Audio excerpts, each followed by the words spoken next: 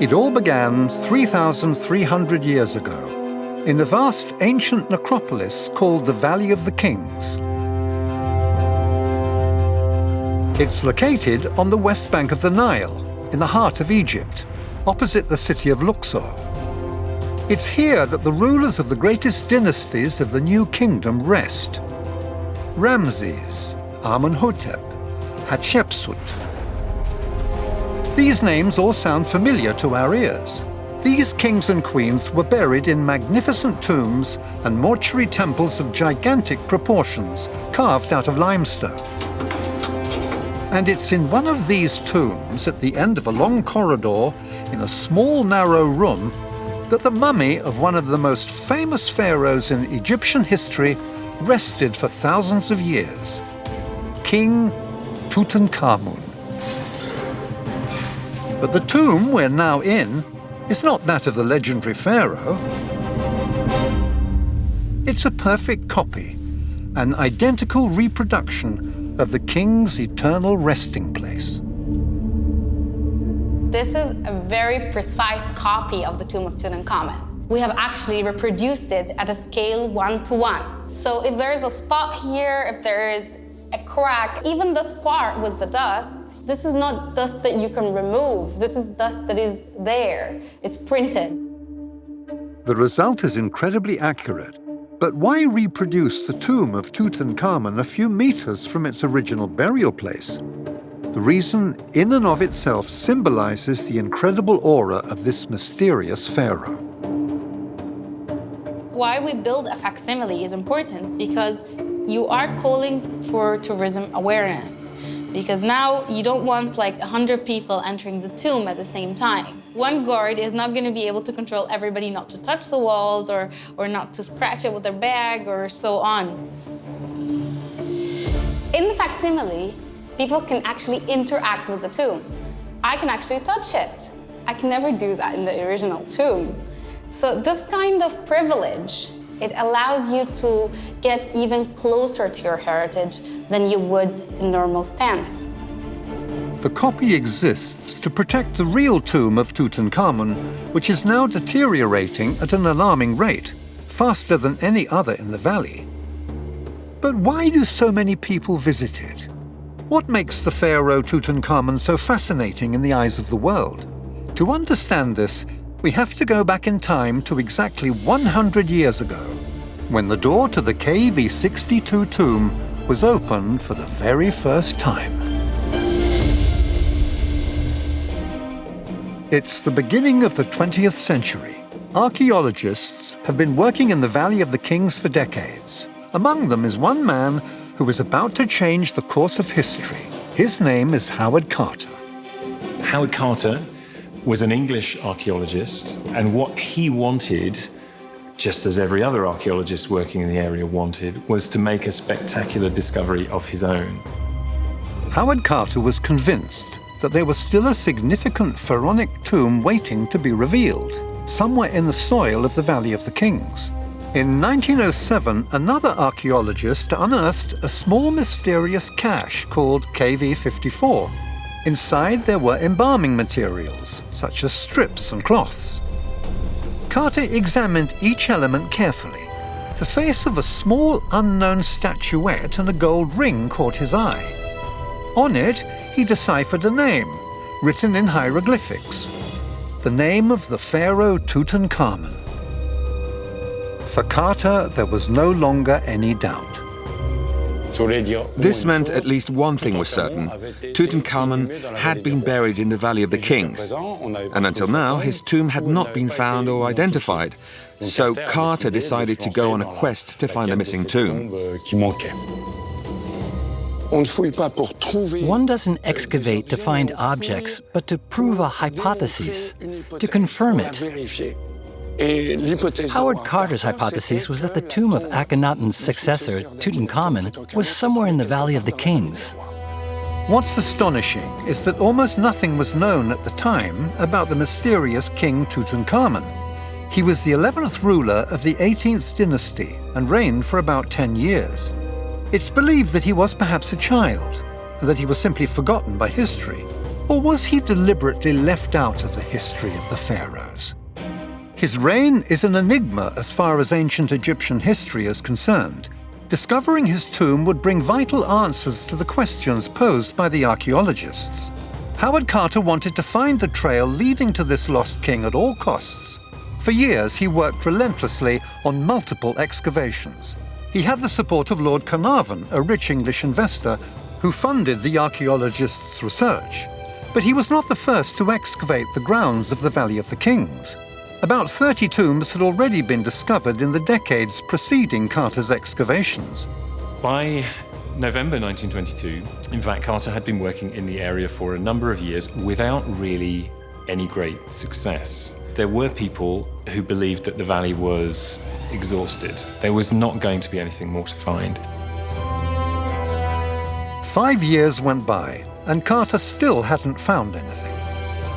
In 1922, there was no money left, and the archaeologists knew it. This dig season would be his last. And then, on that famous autumn morning, his luck would finally turn.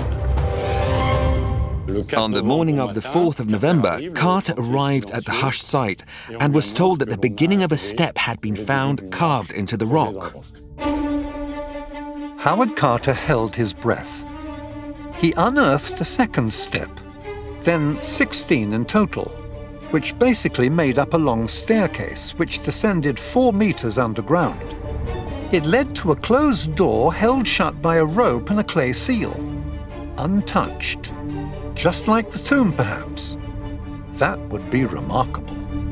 It was extremely unusual to find a tomb of any kind that was intact to any extent. Usually when tombs are discovered, pharaonic tombs are discovered, they've usually been robbed in antiquity, either reasonably near the time of the pharaoh's burial or perhaps in the later Greco-Roman period. What he did was quite surprising for that time. He closed everything up and sent a telegram to Lord Carnarvon saying, "Wonderful discovery, tomb, seal intact, awaiting your arrival." For several weeks, Carter awaited the arrival of his benefactor to proceed with the excavations. When Lord Carnarvon finally arrived, together they cleared the whole path and began to break through a second door. They didn't know it yet, but this door was in fact the last obstacle that separated them from the greatest discovery in the history of the Valley of the Kings. When that blocking was removed, Howard Carter and his team were able to look through to see what there was on the other side, and that is the moment at which Carter was able to see the beginnings of a tomb that was crammed full of objects, and that is when he is asked, can you see anything? And he says, yes, wonderful things. Carter went from room to room and from one surprise to the next, finding an antechamber and an annex filled with various objects piled on top of each other, sculptures and jewels. Then this huge chapel that occupied the entire burial chamber, and finally a tiny room filled to the ceiling with gold. When he looked a little closer at what was in front of him, he realized that the royal name of Tutankhamun was pretty much everywhere. What Howard Carter discovered on that day in November 1922 was in fact a fabulous treasure, the complete funeral treasure of the king. I think that it's fair to say that even Howard Carter could not have expected to find what he did. For Howard Carter, this was the achievement of a lifetime. It was the fulfillment of a dream to see such a tomb and the treasures inside. It exceeds our wildest imaginations. The press, who had rushed to Cairo, announced the news of the most amazing archaeological discovery of all time. From being an unknown ruler, Tutankhamen became an international star. But a few months later, the story took a completely different turn. Relatively early on in the process, some rather strange events occurred. On the 5th of April 1923, a few months after the tomb was discovered, Lord Carnarvon died. Some considered it to be the curse of Tutankhamen. And there are various strange stories that attach to the moment of his death. It's said that Carnarvon's dog died at apparently the exact same moment. All the lights went out in Cairo at that moment. That's all it took for the press of the time to go overboard and start basing their stories on ancient Egyptian myths. In the Arab tradition, there's always the curse of the pharaohs, Lanat al-Faraon. In some cases in Egyptian tombs, there were inscriptions, don't come in this tomb, don't violate this tomb, or something bad will happen to you. So then journalists started to notice these unexplained deaths. A few weeks after Carnarvon's death, financier George J. Gould succumbed to pneumonia shortly after visiting the tomb. Hysteria, strokes, pulmonary disease, suicides. For 10 years, the suspicious deaths of people that had visited the tomb kept piling up. The father of one of the deceased explorers, Lord Westbury, threw himself out of the window. Journalists at the time said that his hearse had run over a child on the way to the cemetery. In their eyes, the cursed pharaoh had struck again. In the decades that followed, up to 27 people closely or distantly associated with the discovery were declared victims of the curse. Some researchers entered the fray trying to find a scientific explanation for the mysterious deaths. From the first moment the tomb was opened, Howard Carter had noticed that the artwork was dotted with black spots. There were so many that they had disfigured the paintings. The archaeologists could perhaps have succumbed to asphyxiating pneumonia caused by an allergenic mold. If you close a room for 3,000 years and you have a mummy inside this room, the mummy will make germs that you cannot see. Archaeologists in the past, they were in a hurry. They enter inside the tombs and they die. But what I do today, as an archaeologist, I open the tomb for a couple of hours until the bad air will go out and the fresh air will go in. Microbiologists have recently analyzed the black stains on the paintings in the burial chamber. They came to the conclusion that fungus had grown in the still humid air when the tomb was closed, but it's impossible for the parasite to have survived in a hermetically sealed place for 3,300 years. The myth doesn't hold up against scientific analysis. And the age at which the victims died equates in fact to the average life expectancy at the time, which was 52. Howard Carter himself died at 64, 17 years after the tomb was opened. So I think that this is a little bit of a story. It certainly sold newspapers, and even now people are obsessed by the curse of Tutankhamen. So Howard Carter may have warded off the curse. Since his death, no archaeologist that has visited the tomb has ever been associated with the curse again. It remains a good story, as befits the worldwide reputation of the pharaoh Tutankhamun.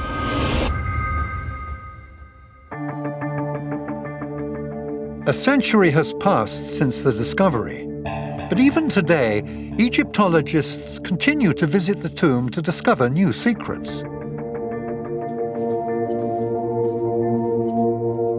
Jean-Guillaume Aulet-Pelletier is a young French cryptologist specializing in ancient scriptures. He's come to analyze the murals of Tutankhamun's tomb. The scenography and all the iconography we see here can be read just like a comic strip, moving from the death rituals and the embalming of the king to his arrival before the god of the dead, Osiris, in the underworld. The north wall displays three scenes that read from right to left. First, Tutankhamun in white receives the funeral rites. Then he stands before the goddess Nut, who welcomes him into the realm of the dead. Last of all, Tutankhamun, wearing a pharaonic headdress, arrives in front of Osiris, who holds his hands out to take the king in his arms and accompany him to his eternal rest. When we analyze these scenes, we find hidden texts, which we call cryptograms. Cryptography is a system of writing that's more or less hidden, and that we are gradually discovering thanks to new elements that help our understanding and reading. In the case of Tutankhamun, it's fascinating because inside his tomb we found riddles concealed within the writing which reveal, one, the power of the king, and two, his divinity. Jean-Guillaume has just discovered a new cryptogram hidden in the heart of the pharaoh's tomb.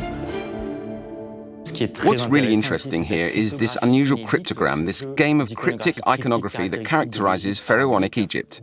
In this image, you can see the scarab god Khepri pushing the sun on a boat crossing over to the underworld. When we compare this with the cartouches of Tutankhamen, we realize that there is a similarity. And all of the iconography here, in fact, represents a complete cryptogram hiding the name Tutankhamen, showing the rebirth of the sun, and so echoing the rebirth of the king. These mysterious drawings that embellish the tomb have a double meaning and hide the pharaoh's name. In ancient Egypt, this name was written in the form of a double cartouche. The first name, Tutankhamen, on the left, and the coronation name, Neb-Khepurore, on the right. The latter is the most frequently used and is represented by a scarab beetle, drawings of which are found everywhere in the tomb. So we know that the cryptograms in the chamber were painted for King Tutankhamen, who was buried here 3,300 years ago. The study of the tomb immediately raised questions in the minds of the archaeologists. The first puzzle they wrestled with was that the tomb seemed too small for a pharaoh. What's interesting is that compared to the other tombs in the Valley of the Kings, it's really quite small, unlike all the others. And that's really very particular, very surprising. That's what makes it stand out. Tutankhamun's tomb is simple. After a short sloping corridor, only 3 small rooms surround the burial chamber, which was dug slightly deeper. The tomb is only 100 square meters in total. Yet the neighboring tombs are impressive. The tombs of Seti I and Ramses II are huge burial complexes. The children of Ramses hold the record for the largest tomb in the entire Valley of the Kings, covering more than 1,200 square meters. To have a big tomb that was very sort of well embellished, that had lots of chambers and pathways and sort of labyrinthine designs, was all a reflection of the pharaoh's status, his power, and his link with the gods. Tutankhamun's tomb appears to be too small and too simple to have been built for a pharaoh. How can we explain such an anomaly? People have hypothesized that, in fact, he was going to have a different tomb, but because he died suddenly, they did not have time to complete the other tomb, and therefore he was put into something that was already made or had been already started. It's hard to believe that the tomb we have in front of us, although painted for the king, was not built for Tutankhamun. A pharaonic tomb must have been planned in advance for the passage of the king to the afterlife. But where can it be? To find this out, we must retrace our steps and go to the other side of the mountain, in a nearby canyon called the Valley of the Monkeys. This is where King I was buried in tomb KV23.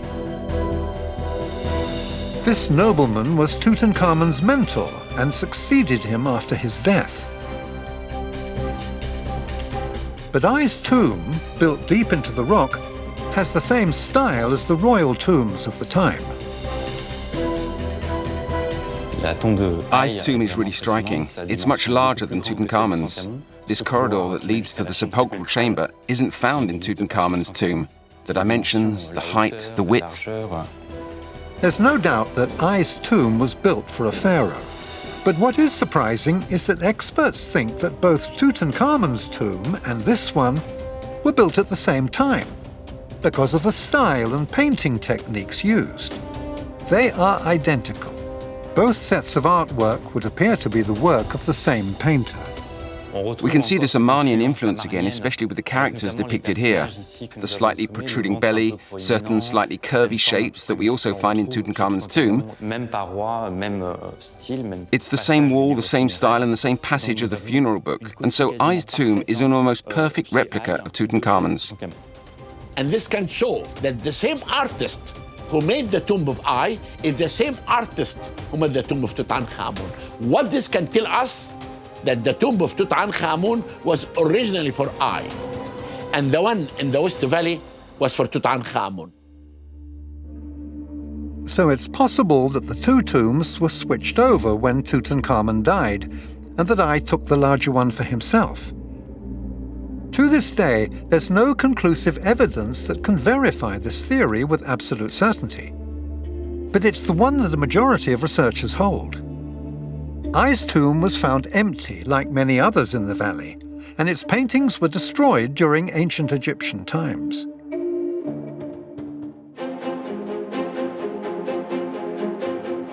The fact that Tutankhamun's tomb survived for 3,000 years is a miracle.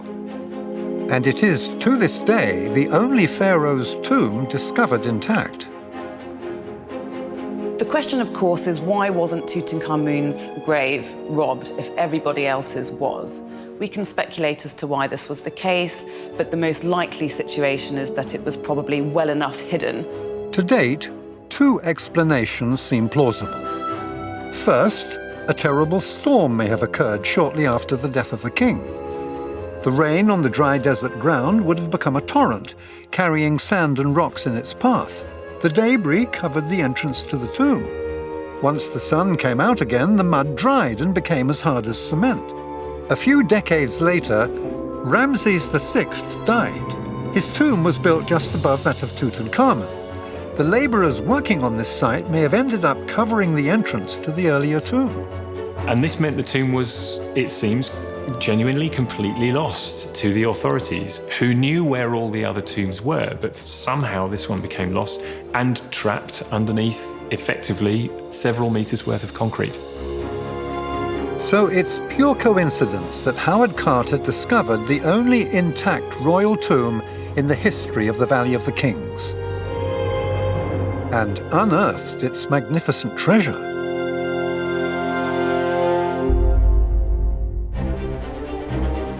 The discovery of the tomb was just the start of the work to be done by the archaeologists of the time.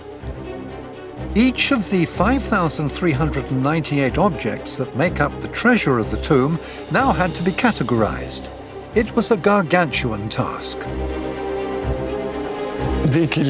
As soon as artifacts are discovered, we record them.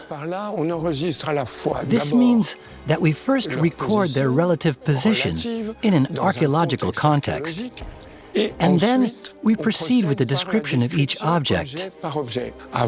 We do this even before we remove them to continue the analysis because, obviously, we don't see everything the first time, and especially when they're in amongst other objects. It took 10 years to make an inventory of these incredible treasures. This detailed work enabled certain objects to be preserved in their original state. Most of the treasures are today found in the Cairo Museum, where the public can come and admire them 3,000 years after the death of the pharaoh.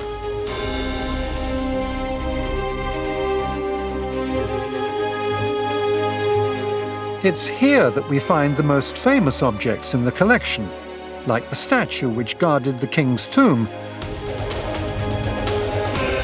as well as the jackal representing the god Anubis. He was there to protect the entrance to the treasure room full of gold and precious stones, which were to accompany Tutankhamun into the afterlife. The objects in pharaohs' tombs at this point range, really across the spectrum. You have precious gems, lapis lazuli, silver and gold, precious, valuable sets of material culture. The discovery of a tomb with all its treasures intact confirms the theory that the pharaohs were rich beyond belief.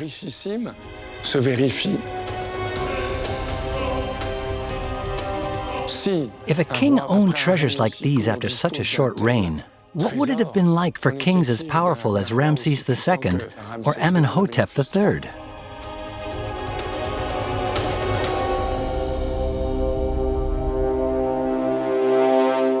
Carter had been cataloguing the treasure for 3 years, but he still hadn't got to the centerpiece of the tomb, the king's mummy. He hadn't yet laid eyes on what was quite clearly the outstanding artifact of the excavations. It was hidden within the safe confines of 7 coffins made of wood and gold. This was to be the hardest part for the archaeologists. It was a very complex operation. First, they had to dismantle a large wooden shrine covered in gold leaf. It occupied most of the available space within the chamber. A further 3 shrines were dismantled, revealing a sarcophagus of quartzite which still remains in the tomb to this day. Inside, there were 3 more coffins bearing the image of the king. The last one was the highlight of the 3. It was 100 kilos of solid gold, 3 millimeters thick.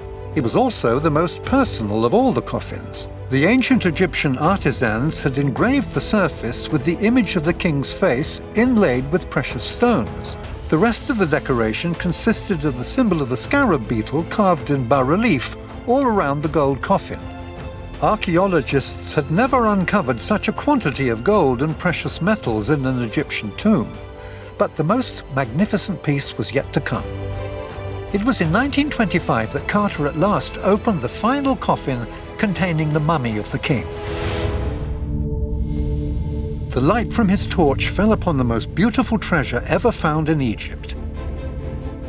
The spectacular gold mask. It's the most iconic emblem of the monarch, and its picture made headlines around the world. Tutankhamun's mask is, of course, an iconic image. It is something that attracts people. It's a masterpiece of the art of ancient Egyptian goldsmiths. It's made up of 2 layers of solid gold, and it weighs more than 10 kilos. It's so important that it's been classified a work of national heritage, and it isn't allowed to leave Egypt. When you are really in front of the mask, it is an extraordinary experience because you really do feel that someone is looking out at you.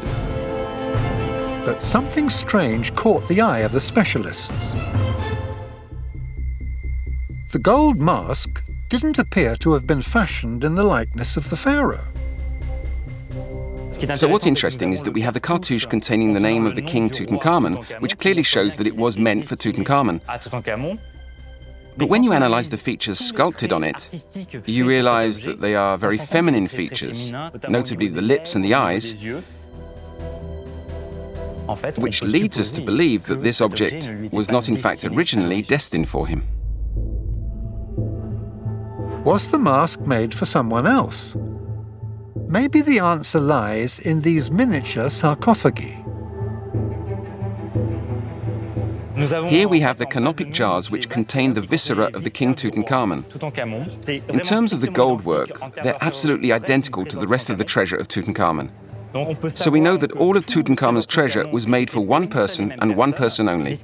But what's interesting here are the king's cartouches. And when you look closely at the inside of these cartouches, you can really tell that things have been erased and re-engraved. And so we know that this treasure was appropriated by Tutankhamen. So who could Tutankhamen have stolen this treasure from?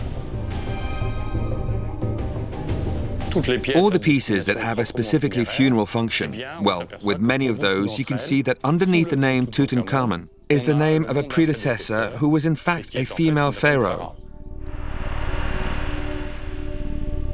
This female pharaoh was called Meritaten, which is the name of the eldest daughter of Akhenaten and Nefertiti.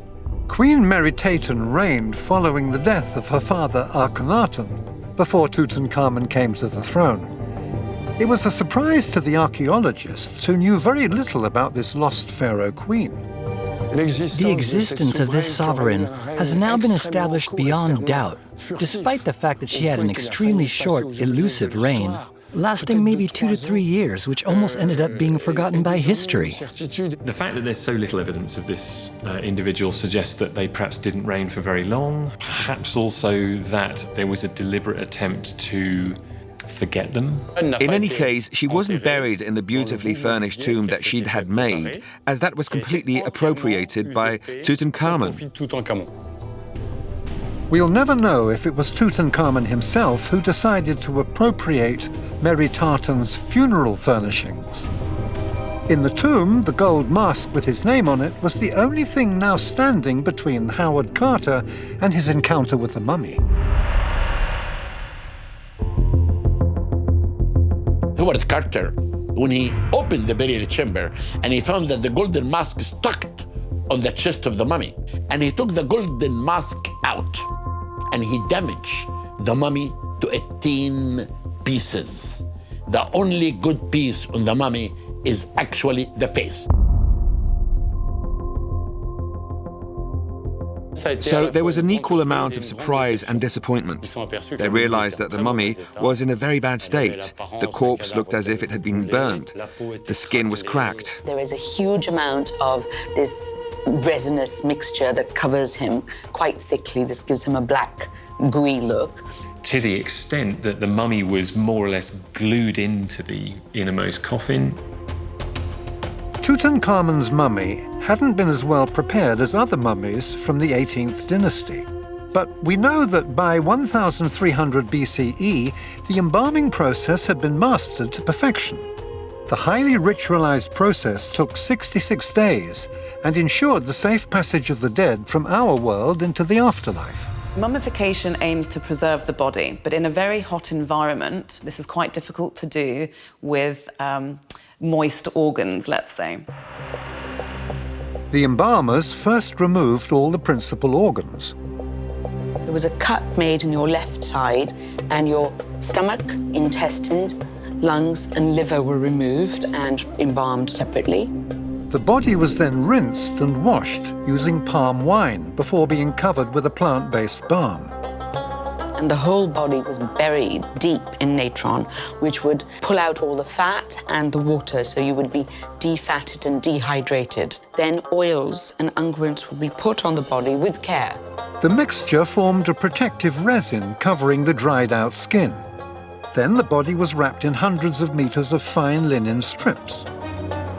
Ultimately, you were completely wound up like a cocoon. And this is when you were really being transformed from a living human being into a deified, mummified body.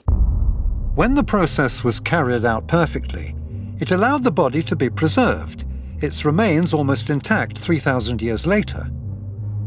At the beginning of the 20th century, the delicate linen bandages were carefully removed so that scientists could study the bodies. But when Carter gently brushed Tutankhamun's mummy with his hand, the material crumbled to a fine dust, revealing cracked skin that looked as if it had been burnt. So what happened? It's possible that the mummy was embalmed using too much oil and then wrapped and placed in the tomb before it had time to dry. When these oils come into contact with air, they can set off a chemical reaction which gives off heat. If that reaction occurs in a situation where the heat is trapped, in other words, by mummy bandages, then the temperature just goes up and up and up, and eventually to the point where the tissue can burn. It seems as though the mummy was put in the tomb, perhaps in a rush, before it was really ready. Despite the appearance of burns, the doctors at the time carried out an initial autopsy, which gave the researchers new clues as to what could have caused the king's death. Some of the bones showed incomplete growth, which indicated that they were dealing with the remains of an adolescent. This showed that the pharaoh Tutankhamun died young. So the next mystery was the cause of death. Several hypotheses were put forward regarding the early demise of Tutankhamun. There are many theories as to why Tutankhamun died so young. The question of Tutankhamun's death has really puzzled Egyptologists for a huge number of years. The possible causes of death are either an accident, an illness, or a murder. There aren't any other reasons for dying aged 19, so take your pick. In the 1960s, a group of scientists were the first to X-ray the mummy. The radiographs showed that Tutankhamun's body was in a very bad state, which gave rise to some far-fetched theories. People have suggested that he was kicked by a horse, that he fell from a chariot, that he was attacked by a hippopotamus. A small fragment of bone, which had become detached from the skull, caught the attention of the researchers. The radiographs of Tutankhamun's head had shown this blow to the head and a bit of bone that had been moved, and they thought that this is because he was attacked. Was this head injury, in fact, the fatal blow? Was Tutankhamun, in fact, assassinated? A definitive answer only became possible 30 years later. In the space of a few decades, technology had made great strides, and scientists were able to go much further in their analysis of the mummy. X-ray is not really enough. It doesn't give you any information. But with CT scan, it gives you 1,000 photographs. And this is why I decided to scan the mummy. In 2005, Egyptologist Zahi Hawass carried out a scan of the mummy using a CT scanner. This method is used by archaeologists all over the world. The National Institute of Archaeological Research uses a CT scanner to examine all sorts of objects found during digs. Computed tomography, or CT scanning, is a medical imaging technique which pretty much everyone's heard of, in which the patient passes through the scanner and it allows doctors to see inside a body, and it's used in the same way in archaeology. In the case of a mummy, what the CT scan can do is provide information about what's inside without having to access it manually or physically. So it's potentially much less likely to damage the object that is being studied. This technology allowed us to get a complete overview of the king's body in a series of 2,000 images. We asked some experts in this technique to analyze the historic scan. The skull had remained a mystery for 40 years, and now we finally have access to a complete overview of it. The sagittal section is very interesting, as we can see all the details of the bones of the face and the jaw. Here we can also see a slight prognathism of the jaw. That's to say that the teeth stick out slightly. These images are very interesting as they allow us to determine the age at which the subject died. The detailed observation of the scans confirmed that the king had died young at the age of 18 or 19. But how did he die? The new images of the skull showed no signs of fracture or brutal trauma. The small fragment of bone that had shown up on the first X-rays had in fact shifted after death, perhaps during the embalming process. The verdict was that Tutankhamun did not receive a blow to the head. I found out that actually he was not murdered. And that was really very important, because this can change history. But what was the cause of death? Could the multiple fractures be explained by an accident? It's difficult to be completely sure, as the remains have been handled many times over the last 100 years. There are parts missing, as you can see, like the right collarbone. The left kneecap's also missing, and there are dislocations visible on the left arm, and also on the right elbow there are fractures, which have certainly been caused by the fact that it was handled so many times. Here it's interesting because you can see different transverse fractures in the femurs and tibias. We can't say exactly when these fractures took place, but we can surmise that as there is no sign of healing, they must be due to the handling of the mummy. However, this fracture is very interesting because it's caught the eye of many different scientists. Can we have a more detailed view? Yes, I've got a more detailed picture. There you go. Ah, yes. All of this white part is much denser due to the embalming fluid seeping into the crack, which tells the specialist that this fracture happened a short time prior to him being embalmed. This small fracture, only detectable via the medical imaging process, is crucial in unlocking the mystery. The injury might have become infected and had perhaps hastened the death of the king, taking his entourage by surprise. In spite of all this new technology, it's difficult to answer all the questions that this skeleton and this mummy raise. After decades of analysis, it's quite likely that Tutankhamun's death will remain a mystery that we simply can't solve. We'll probably never know the initial causes of death.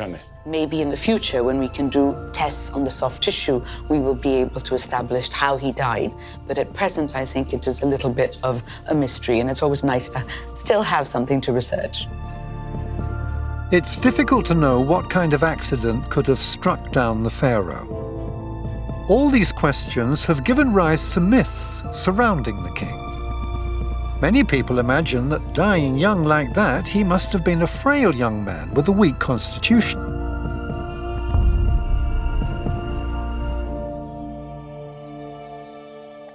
To save the tomb from the ravages of time and tourism, the Foundation Factum Arte carried out a complete digital documentation of the funeral chamber.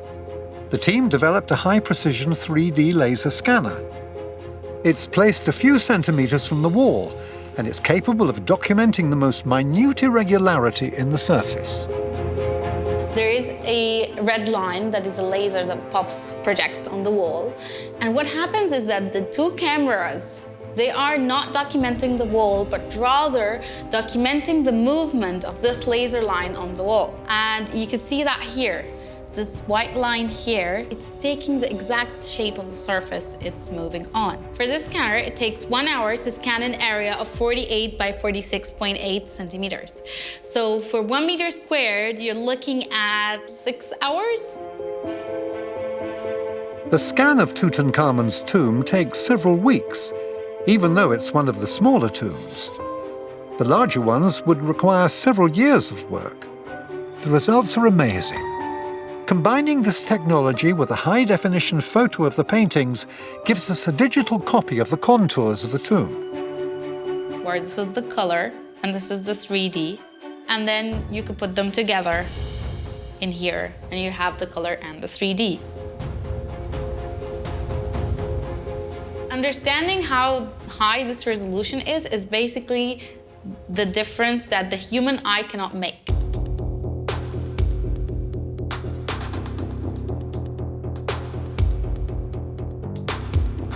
Through the Theban Necropolis Preservation Initiative, we plan to scan all the tombs on the Theban necropolis. Of course, that's crazy because there's more than 1,000 tombs out there. But it's our dream, and we're starting now with the most important tombs. And the goal is to train more people, so the more people we can train, the more this dream can actually become a reality. It's the most precise project ever undertaken. A copy such as this can be stored digitally and preserved for centuries. But for a tomb as well known as that of Tutankhamen, the team has gone one step further. They are recreating an exact replica of the tomb that will be available for the public to visit. In Madrid, at the Factum Arte HQ, the contours are reproduced using a laser cutter on 3.6-meter high polyurethane panels, the same height as the original tomb. At the same time, the paintings are printed onto an adhesive surface specially created for the replica, an acrylic mixture that's slightly elastic so that it can mold to the contours of the plaster without cracking. The different printed sheets are perfectly lined up, then sealed using a vacuum process which sticks it to the surface. This 4-ton creation was then installed at the entrance to the Valley of the Kings, near to Howard Carter's house. Today, the Egyptian government limits the number of visitors to the original tomb to 200 people a day. The replica is an alternative solution for tourists, and perhaps a better way of protecting the king's tomb.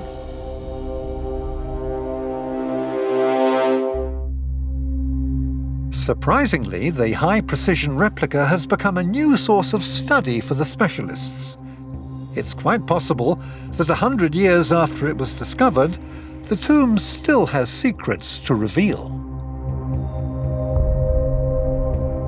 The scans that we have done have helped scholars do some research.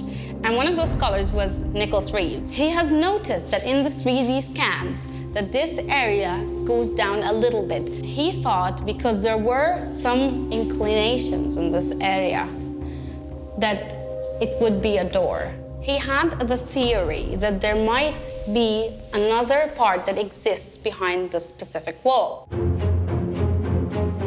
In 2015, this new theory created a sensation amongst the specialists. And so began a veritable Egyptology media storm, when different radar scans produced contradictory results. The first tests suggested that there could be not one but two chambers, two cavities hidden between the paintings in the funeral chamber. The first to the north, but also a second which was 2 meters high by 10 meters deep. Could this be the tomb of the legendary Nefertiti? It had never been found, and it is today the most searched-for tomb in the Valley of the Kings. But the analyses were incomplete, and many specialists were skeptical. In 2017, a new team of international engineers sought to settle the debate once and for all. They started a new study which went further than any other to date, combining 3 different scanning techniques. When we first got there, we started by scanning the soil, not focusing on a single tomb, but trying to understand what's still in the ground. Is there anything left? The result of this test operation provided an image of the terrain of the Valley of Kings, which was more precise than ever seen before. One thing was sure: if a hidden chamber existed at all, then this was the team to find it. We actually saw some anomalies on the side of the tomb. You see actually colors going from blue to red. Blue is a humid material with infiltration of water, while green is normal rock. Red may indicate presence of voids or structures. You see, this is actually the position, the real position of Tutankhamun's tomb, and that appears as a red anomaly inside a green background. The scanners picked up 2 anomalies, 2 potentially empty spaces just a few meters from Tutankhamun's burial chamber. Was it possible that they were undiscovered tombs? Difficult to say for certain. You can clearly see from our work that there are signs of former excavations everywhere. You can imagine how many people in 3,000 years may have gone there to try to dig here and there looking for treasures. So it makes things even more complicated. The engineers cross-checked their data for several months, but there was no doubt about the verdict. According to their analyses, there was no direct communication between the 2 anomalies and Tutankhamun's tomb. So there was no possible doubt. The secret chambers that Nicholas Reeves had imagined didn't exist. With all the amount of data that we collected and all the careful analysis that we did, we don't really see the possibility that, you could justify the presence of any other chamber there. The fans of this theory were left disappointed. They thought that they were part of the next big discovery in the Valley of the Kings, exactly a century after that of Howard Carter. Today, we're entering a new golden age of technology. In the years to come, new, even more precise DNA testing and new scans will be carried out. They may well cast doubt on all the theories that the specialists have come up with until now. New technology will allow us to see new things. The question then is just whether, we'll have suddenly all the answers, or whether, as seems more likely, we'll just have more questions. Each new revelation has kept alive the fascination the whole world has had for the pharaoh Tutankhamun for over a century. Tutankhamun is still the most important discovery ever happened in history, not only in Egypt, but all over the world. You can't help but be fascinated by Tutankhamun. He's like a character from a novel. Archaeologists are now starting to dig once more in the Valley of the Kings. They hope to bring to light another lost tomb which will match the as yet unparalleled splendor and extraordinary richness of the tomb of the pharaoh Tutankhamun. You never know what the sand of Egypt may hide of secrets. And maybe soon another intact tomb will be discovered.